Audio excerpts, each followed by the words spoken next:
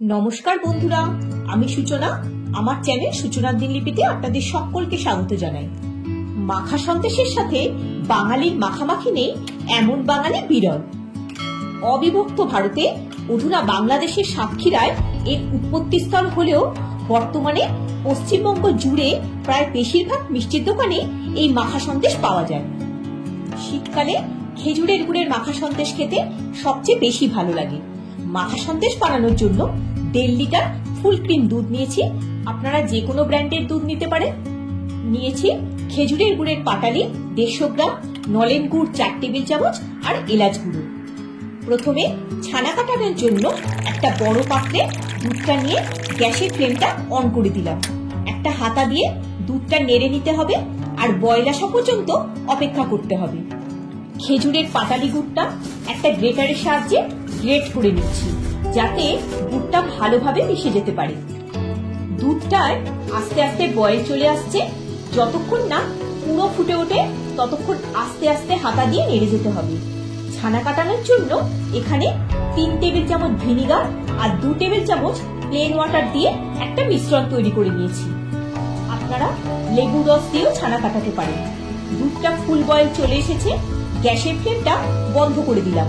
Vinegar আর জলের মিশ্রণটা একটু একটু করে মেশাতে থাকবো আর হাতা দিয়ে মিক্স করে দেব যাতে সমানভাবে দুধের সাথে মেশে। তবে খুব জোরে নয়, আস্তে আস্তে করতে হবে। দেখুন অলরেডি কার্ডেল ভাব চলে এসেছে। যখন পুরো দুধটা থেকে ছানাটা কেটে যাবে তখন আর ভিনিগারের মিশ্রণটা দেওয়ার দরকার নেই, তাহলে ছানা শক্ত হয়ে যাবে। ছানার টেক্সচারটা একেবারে নরম তুলতুলে হয়েছে।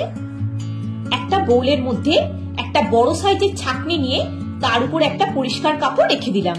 এবার ছানাটা ছাঁকনির মধ্যে নিয়ে জলটা রিমুভ করে দেব। খুব ভালোভাবে ছানা কেটেছে, ছানার কোয়ালিটিটাও ভালো হয়েছে। ছানাটাকে রেখে কাপড়টা চারদিক দিয়ে ফোল্ড করে নিতে হবে।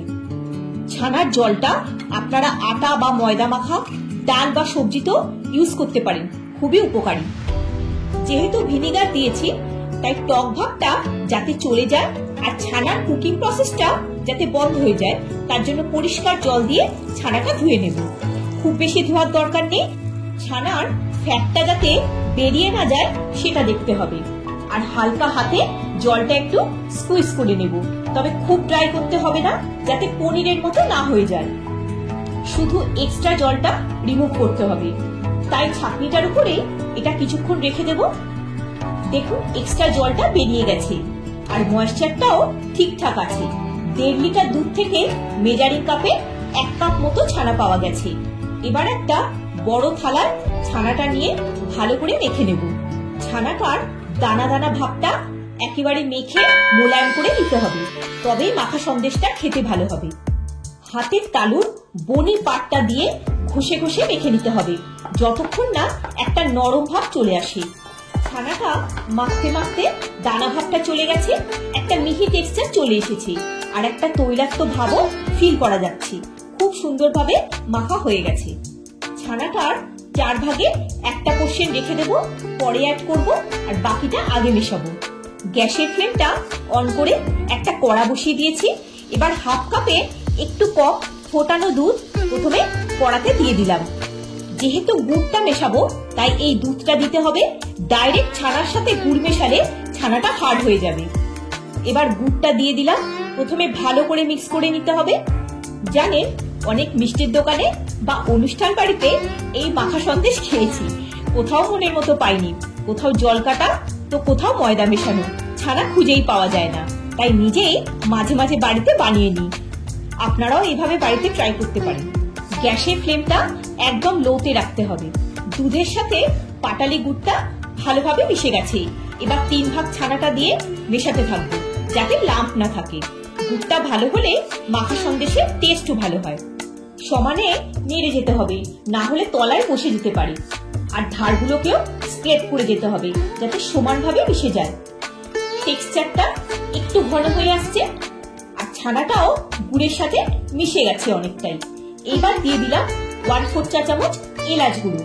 আমার গুড়ের গন্ধটাই বেশি ভালো লাগে তাই এলাচ গুঁড়োটা বেশি দিলাম না।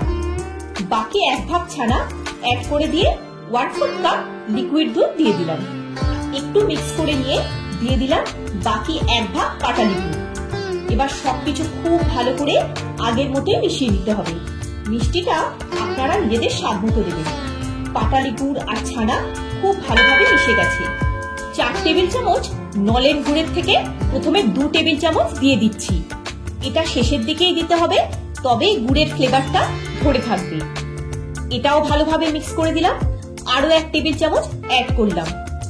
এবার টেক্সচারটা একটু ঘন করে নিতে হবে। গ্যাসের ফ্লেমটা একটু বাড়িয়ে নিয়ে নাড়াচাড়া করে একটু ঘন করে নেব, তবে খুব বেশি নয়। ঠান্ডা হলে কিছুটা ঘন হয়ে যাবে। মাখা সন্দেশে একটা কোর্সলি ভাব থাকবে, পুরো গলা নয়, তবেই ভালো লাগে খেতে। যে কোনো একটা ডিরেকশনে ঘুরিয়ে ফাইনালি মাখা সন্দেশটা মিক্স করে নিলাম। মাখা সন্দেশ রেডি।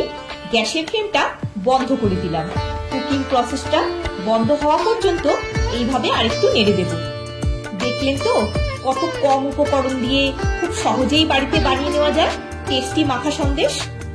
আর হ্যাঁ, গরম অবস্থায় ঢাকা দেবেন না, তাহলে স্টিমের জলটা পড়ে মাখা সন্দেশের টেক্সচারটা নষ্ট হয়ে যাবে। প্রথমে একটা থালায় নিয়ে তারপর বাটিতে সার্ভ করে দিচ্ছি আর একটু কিশমিশ দিয়ে গার্নিশ করে দিলাম। ভিডিওটা যদি ভালো লেগে থাকে একটা লাইক দিয়ে চ্যানেলটা সাবস্ক্রাইব করে পাশে থাকার অনুরোধ রইল।